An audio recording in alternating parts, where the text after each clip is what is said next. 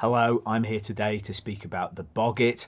The Boggart is a stalwart of English folklore and one of the most famous names to come out of British folklore tradition.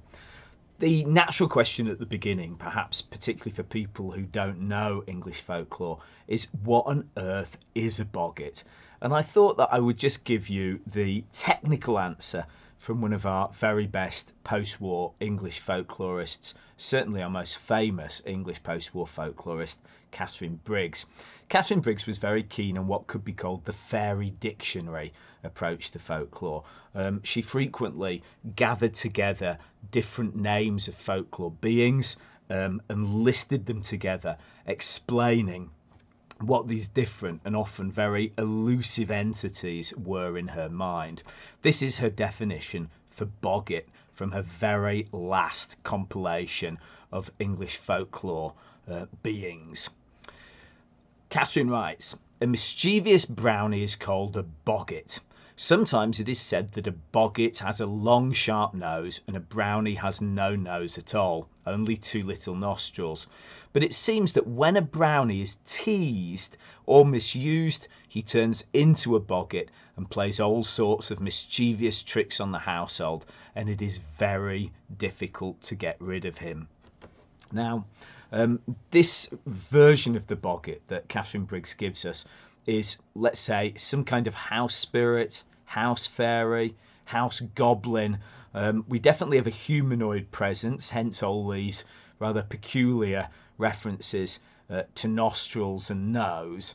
And this spirit is one who lives in relation to the family. This is pretty much the Boggart that you find in popular culture in the post-war period.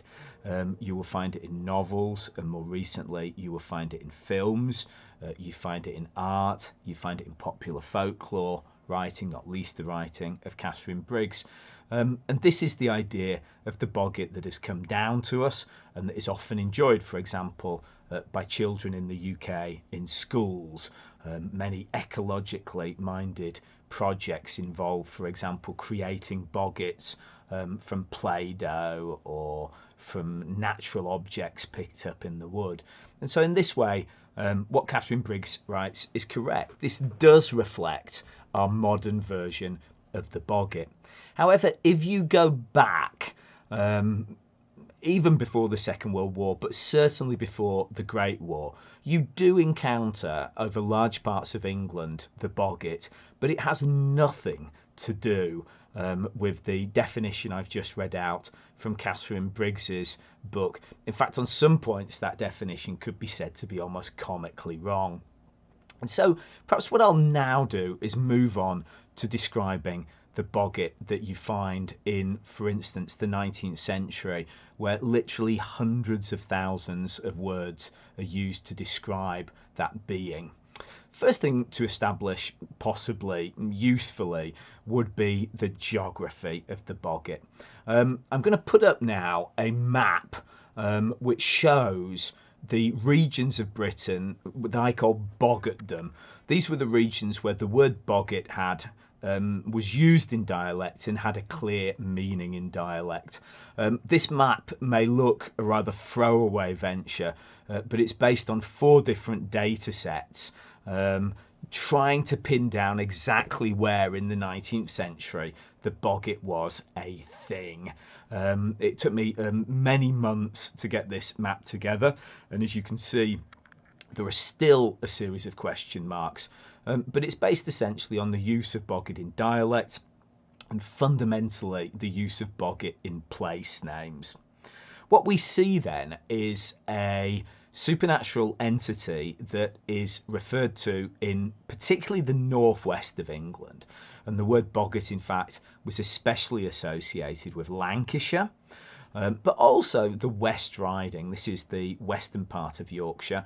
You can see the name creeps down into parts of the Midlands of England. It goes into Derbyshire, into Cheshire, and even into Nottinghamshire. And interestingly, it's found on the other side of the country in Lincolnshire. So the first thing to say perhaps is that Boggart is not in any sense a British or English supernatural being in that it covers all the island or all of England. It was a rather specific term for a given part of the country, maybe 10%, 15% of England. So what did Boggart mean? Well, Boggart was used traditionally as a generic label to describe any solitary, evil or ambivalent supernatural creature. Now, just to drive this home, I'll give you some examples. In these areas of England, you have in the 19th century many references to shape changers running through the country. The shape changer would have been described as a boggart. You have, of course, references to ghosts within houses or within the grounds of houses.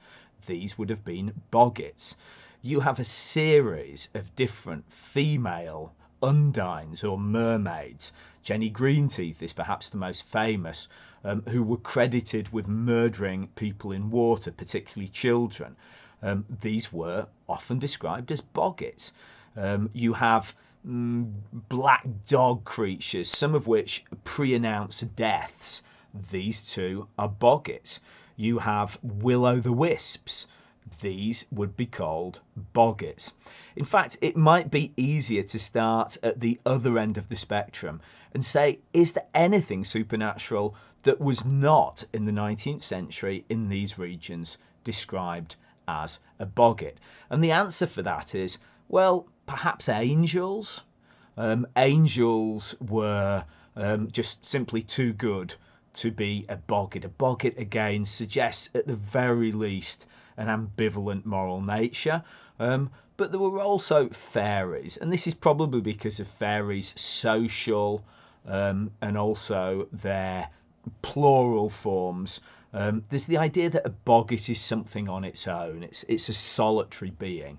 And I've never understood the extent to which in other European traditions this division between the social supernatural and the solitary supernatural is important, but in England it is an absolutely fundamental dividing line, and you can break down the supernatural in the country into these social supernatural traditions, and then by their side these more solitary supernatural traditions.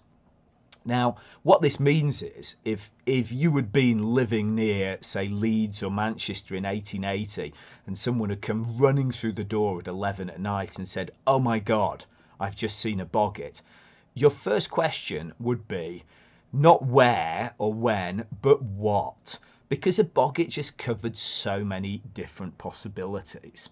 And so in this sense, when we talk about boggarts, what we're doing is just, again, giving this generic label to a much richer ecosystem of the supernatural. Now, I've just completed a book on the boggarts for University of Exeter Press. It's entitled The Boggart, and it looks at place names, landscape, dialect, and above all folklore from the 19th century. And one of the points I make in this book is, if you write 300 pages on boggarts, you're not studying an individual supernatural being, like, say, the Banshee, which has a very strong set of characteristics. You're studying a much wider zoo of the supernatural. It's not me coming up to an individual cage or an aquarium and pointing out a being or a creature. It's me saying we're studying this entire set together. And what I'd like to do over the next hour or so is talk about the way that this very natural definition of the supernatural, this generic label, has been honed down into the house goblin that became famous later on in English tradition. So for me, the real challenge is to understand how we get from this very reasonable generic label, boggart, where boggart refers, as I said, to this entire ecosystem of the solitary supernatural in parts of England, to a point where boggart has become the goblin, the house fairy, the house spirit that dwells with the family.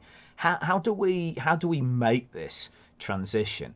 Well, for me, there are 2 or 3 very definite steps down this road, And perhaps the thing that I find most fascinating about it is that above all, it's folklorists who are responsible.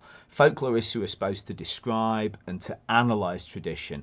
In the end, not through any malicious acts or irresponsibility, but just through a series of chances and ignorance, create what I think of as the goblinification of the boggart, that the boggart narrows down to a house spirit. Now, I said before that a boggart can be a ghost, it can be a shape changer, it can be a black dog, it can be a demon. A boggart can also be a house spirit. We have several examples where the word boggart is used to describe a spirit living or dwelling in a house. So there's no problem with that definition. The difficulty is the way that boggarts become exclusively that in later folklore writing and then in post-war popular culture. So how on earth does this happen? Well, I think the story begins in the very late 1820s with a Lancashire man named John Roby. John Roby was one of our first folklore writers in England. He decided to write a series of 3 volumes on what he called the traditions of Lancashire. And what John Roby did was he picked a series of, I think it's 39 different folklore stories from the county, and he then fictionalised these. And they're rather difficult things to read today. They're very frustrating for anyone interested in Northwestern folklore, because it's never clear how much is folklore and how much is John Roby telling a good story. Now, Roby was a very, let's say, astute individual. And for simple, what we would call today, marketing reasons, he bullied an acquaintance, Thomas Crofton Croker, in London, into writing one of these stories. Now, Thomas Crofton Croker is a figure who is far more important than John Roby in European folklore, because he, earlier on in the 1820s, had written The Fairy Traditions of the South of Ireland, a very successful work that eventually was published over 3 volumes and about which a great deal could be said.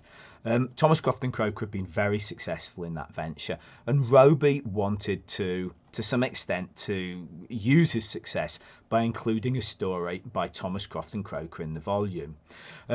He gave Thomas Crofton Croker a series of options, and Croker, very foolishly in an interview, had said yes to this. And we're lucky enough that in Cork Library there are still surviving the letters from John Roby badgering poor old Thomas Crofton Croker to actually provide a story. Now, Thomas Crofton Croker was clearly desperate. He just wanted to get this off his desk. And at this point, he came across one of the very few examples of a story about a boggart that then existed. And this is the famous story of the flitting house spirit. This is a story I think you'll all know. Essentially, a family angers a house spirit. The house spirit starts to cause them trouble. And at the end, the family flit or flee. This is a story found all the way through Northern Europe and all through Northern and the Midlands of England. And the family decide to flee. They wake up very early in the morning and they're going down the road, and suddenly it emerges that the house spirit begins speaking to them from the luggage. The house spirit is coming with them. Now, this story had already been published with the boggart in. As I said before, boggart's a generic word. It could be applied to a house spirit, it could be applied to a ghost, it could be applied to a mermaid. It was possible to apply it to all kinds of different creatures. And what happens at this point is that Thomas Crofton Croker takes the pre-published story, and there is no other word, I think, for what he does, plagiarises it shamelessly. He takes the story, he copies it out, and I think I'm right in saying that of 1,100 words, 600 words are simple word-for-word quotation from the original story. And he sets it in Boggart Hole Clough, which is a creepy place, or was then a creepy place, to the north of Manchester. Now, I'll be talking about Boggart Hole Clough in a few minutes, but for our purposes, what matters is that Thomas Crofton Croker got this off his desk by applying this story that had, in one instance, involved the word Boggart and applied it to Boggart Hole Clough. John Roby also seems to have intervened in the editorial process, and the result was that in 1829 a story called The Boggart or the Barguest was published by Roby in the Traditions of Lancashire. And the Traditions of Lancashire went on to become, if not a bestseller, certainly a very important book. It was still being reprinted in a reduced, Bowdlerized form in the 1920s. So it went through an entire century of print runs. And that story became the Lancashire Boggart story. There's a degree of natural selection going on here. Lancashire is, and certainly in the 19th century, was an indispensable part of England, the industrial heartlands, but it's a long way from the London-centric members who are of what became the Folklore Society. So from the 1850s, those individuals in the capital who were starting to write what we would recognise as folklore.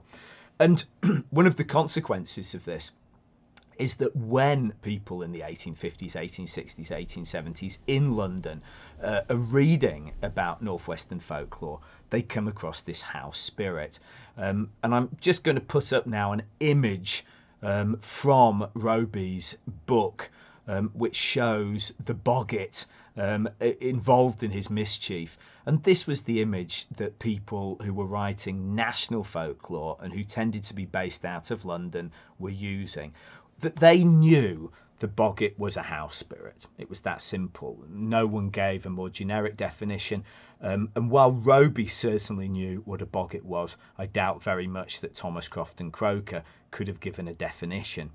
The result of all this is that the Boggart has become, in the minds of southern folklorists, a house spirit. And this is not helped by the great writers of Lancashire folklore movement. Now, Lancashire was arguably the first English county to really start writing folklore. The golden age of Lancashire folklore stretches from, let's say, about 1850, 1845 through to 1870. And in that period, 4 or 5 Lancashire writers wrote monographs. All of them touched on Boggarts, but all of them, first of all, dwelt on Roby's Boggart, even though this was a plagiarised story and it actually came from Yorkshire.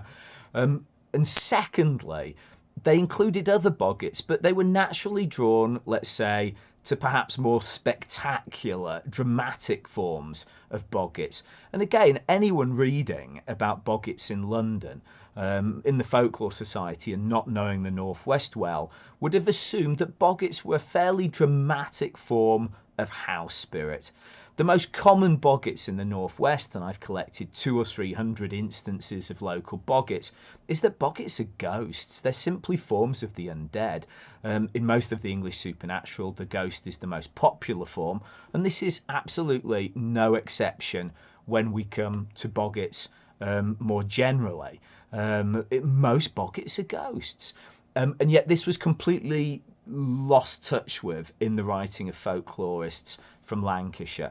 And folklorists from further south, particularly from the capital, just didn't have the context to understand that Boggart had this wider sense, and they focused in on the story that Roby had popularised, Thomas Crofton Croker's plagiarised Yorkshire tale, and they gave that as the description of the Boggart.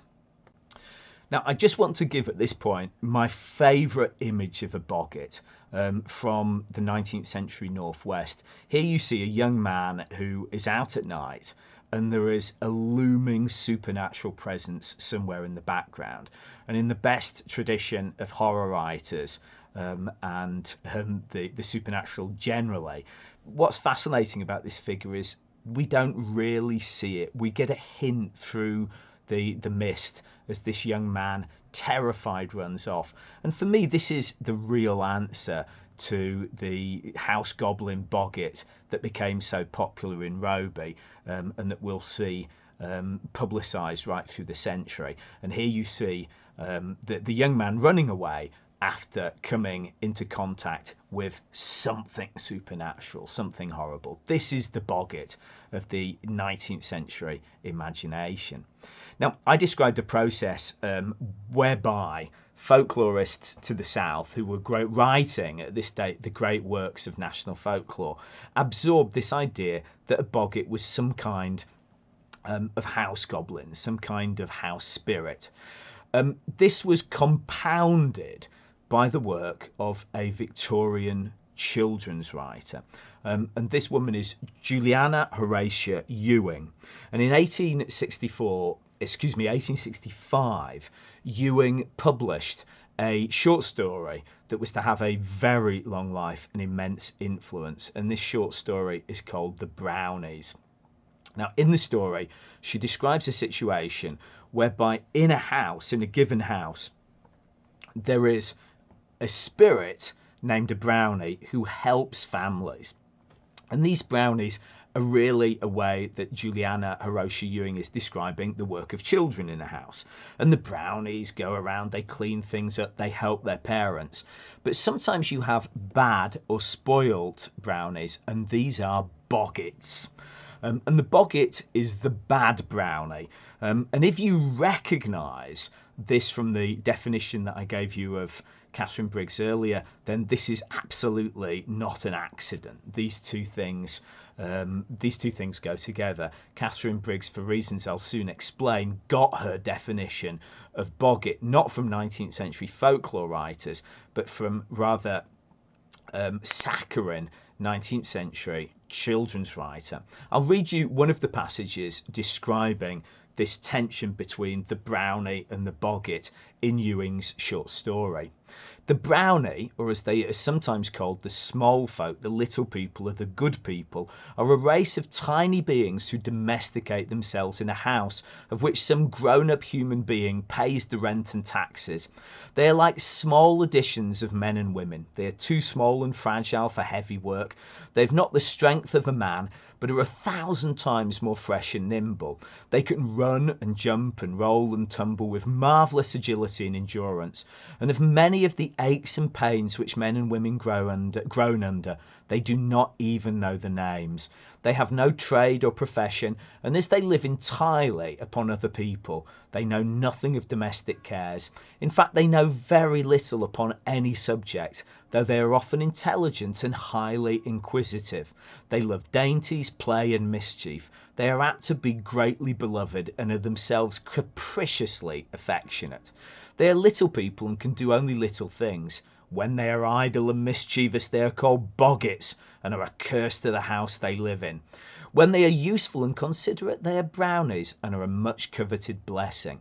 Sometimes the blessed brownies will take up their abode, and some worthy couple cheer them with their romps and merry laughter, tidy the house, find things that have been lost, and take little troubles out of hands full of great anxieties. Now, this story really caught on in the late Victorian imagination. It was republished again and again, first in journals, then in a collection of Ewing's work. I should say that Ewing herself came from Boggartdom, or rather she spent part of her early life there. Her father was a clergyman. She certainly knew what the word boggart meant, but she manipulated it in a sensible way in this story to create this idea of the good child versus the bad child. Now, this story would, in the normal course of things, have died the death of a great deal of Victorians' children's literature that, generally speaking, was not very readable after, say, the Great War. But here, just one of these freaks of popular culture, a gentleman named Baden-Powell, Lord Baden-Powell, learnt about this story and became very keen on it. And Lord Baden-Powell was, of course, the founder of the Scout movement. After the First World War, Baden-Powell had been encouraged to set up an equivalent to the Scouts, which was a boy-only venture, was a male venture. And he set up a group of girls, and he eventually gave them the name the Brownies. And in Brownie mythology, there was constantly this sense that you as a Brownie, so as an 8-year-old or a 10-year-old little girl, had to be good. You had to be someone who would look after your family, and who would not be a boggart. And right the way through, from the 1920s through to the 1960s, hundreds of thousands of young British women and young women living in the Dominions, so Newfoundland, Canada, New Zealand, Australia, other spots, other English-speaking spots around the world, were constantly given references to boggarts and brownies. And the result of this was that the very idea of boggart became quite popular in English culture, and it was these, as a house goblin, that young English girls learnt about this word. And very often at Brownies they would play games where, for instance, one game that comes to mind, a rope would be whirled around and around in the circle, and the Brownies would have to jump as the rope came round. And if the rope caught you, it meant the boggart had got you. Okay, so in this sense, boggart was vividly impressed as this slightly nasty creature dwelling down in the cellar, into the minds of all these girls who, of course, grew up to be young women. And this matters terribly in English folklore because Brownie and boggart was picked up upon by one of the century's most famous girl guide leaders, Catherine Briggs, a great folklorist who I quoted from at the beginning.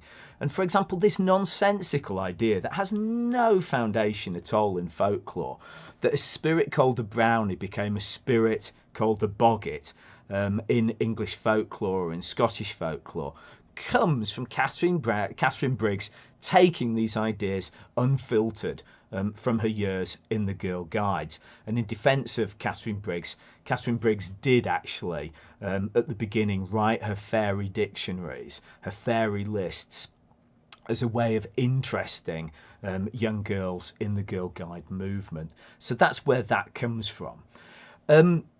Now, how does this affect our situation with boggarts? Well, we have this generic Northwestern term that then becomes the house goblin in not Lancashire tradition, but the tradition of Lancashire folklore writing, that's picked up in that way by the national folklorists in London, and that is then reinforced by this short story that then has an afterlife as it leaks out into the Girl Guides movement. And then there's this incredible feedback that Catherine Briggs picks up on in her own writing, and it's difficult for someone from outside of Britain to just get a sense of how influential Catherine Briggs has been, not just in folklore, but in popular culture more generally. Her books were very widely read and are seen as being very authoritative.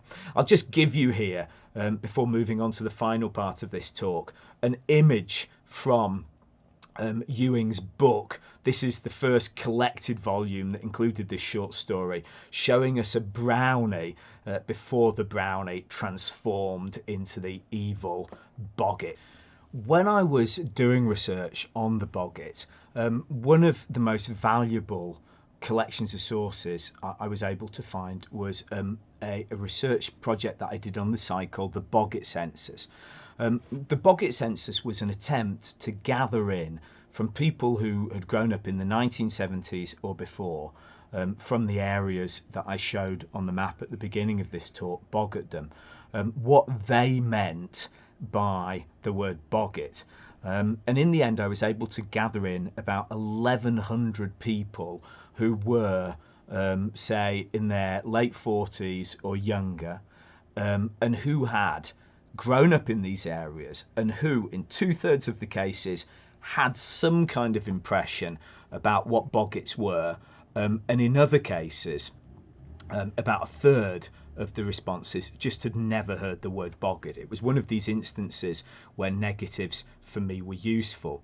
Now, the purpose of looking at boggarts in popular tradition in this way was just really an attempt to chart the death of the Boggart through the old Boggart lands. And quite what happened to the Boggart there is in itself a fascinating story, and for me perhaps my favourite chapter in the book I've just published with University of Exeter Press. I should say that this Boggart census is available in a companion volume called the Boggart Sourcebook, and that costs a certain amount of money. You can purchase that from Exeter, but it's also free online, and I will make sure that anyone who is interested has access to this. If you have any problems or you just want a copy, please write to me and I'll gladly pass this on. And it includes this 90,000 words as well from the Boggart census, as well as a lot of ephemera from the 19th century and a compendium of Boggart place names. Now, the reason I'm ending with the Boggart census is what I've tried to do in this talk is show you the way that the Boggart has gone from being a folk word in 19th century tradition through to taking on a life of its own in popular culture via short stories, via a certain process of filtering within folklore tradition, or the tradition of folklore writing, let's say, and also the way that Boggart took on a life of its own in the Girl Guides movement. That, after the Second World War, went back and began to have payoff in the sense that a series of young adult authors and children's authors started to write about Boggarts in different ways. There were literally tens of authors who include Boggarts in their stories for teenagers and for kids. And the most famous of these is J.K. Rowling, who includes a very unique take on the Boggart in Harry Potter, and of course that in turn has gone through to films. The Spiderwick Chronicles, for example, a fantasy film from I think the early 2000s, I hope I've got that right, has a wonderful house spirit, which is a brownie. But if the brownie, for whatever reason, is made angry, it turns into a Boggart, a horrible little goblinoid creature. And I think I'm right in saying that you can only tame a Boggart, according to the film and the writers of the book that stands behind it, by giving the brownie, giving the Boggart honey. Now, if this, I hope this gives you a sense of the way that the popular culture Boggart has caught on. But of course, generally speaking, this doesn't exist at the level of folklore in the popular tradition of a group, or particularly not in the popular tradition of a given area. There is one place, though, where exceptionally something like this has caught on within a local community. To the north of Manchester, or rather in the north of the conurbation, there is an area called Boggart Hole Clough. Now, Boggart Hole Clough is today it's a large wild park. I think it's about 170 acres. And in the past, it had, in the early 19th century, this rather scary name. Boggart Hole would be the lair of the Boggart. And there were lots of these in the northwest, so the place name in itself is not so interesting. But this area was absorbed into the conurbation as Manchester ballooned out in the late 19th, in the mid and the late 19th century, and in the 20th century, and it became englobed within Manchester. So it's a little bit like, if you look at a Google map image, it's like a London park. It's this wonderful island of green surrounded by terrace housing. And what's fascinating about Boggart Hole Clough is that, well, first of all, Boggart Hole Clough is very famous in the northwest. It was traditionally a place where political speeches were given. It also has a couple of sport grounds, so it always was appearing in newspapers. But secondly, it was a place where the tired and weary of Manchester on Saturday and Sunday would take their kids to have a little bit of an experience of green away from the sometimes rather grotty centre. And the result of this is that generations of kids have grown up going to this place with this very peculiar name. And it's a lovely example of how a place name has demanded an explanation. Whereas kids in, for example, Liverpool, the city to the west of Manchester that also had its boggarts, have completely forgotten the sense of what a boggart is. In Manchester, the word boggart still means something because of Boggart Hole Clough. And when I was doing the boggart census, I was absolutely fascinated at the way that Boggart survived in Manchester because of Boggart Hole Clough. In other words, lots of people in the conurbation, one of Britain's very biggest cities, remember, knew what boggarts were because of Boggart Hole Clough. The interesting thing was, though, that they had abandoned the old Victorian generic sense of boggart, and this is the one part of the country where something like the house goblin boggart had taken over. I had references in the boggart census to children who'd gone to the park in the 50s and who knew that there were boggarts hiding in the trees. And you very much have descriptions of small black goblinoid creatures. I also had a wonderful mother's description from 2019 about when she takes her kids to the park, she still scares them with stories of the boggarts that are lurking there. And so Manchester is one of the few places in the northwest where the word boggart has survived, albeit with a different meaning. There are also in the northwest places where the traditional sense of boggart has survived. And this is something that when I started the boggart census in 2019, I would never have believed. But in northern Derbyshire, in some parts of Lancashire beyond the Ribble, there are still places where people give you the traditional sense of boggart.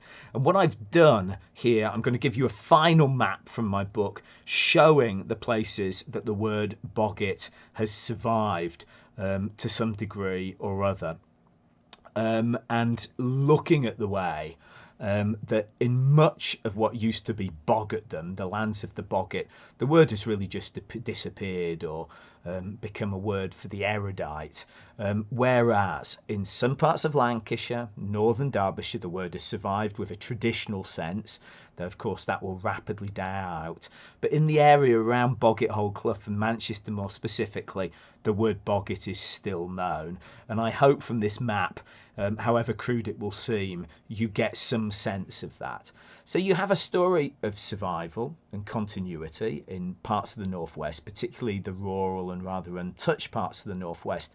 But in Manchester, you have perhaps what's always the most exciting thing for me in the supernatural, continuity with change.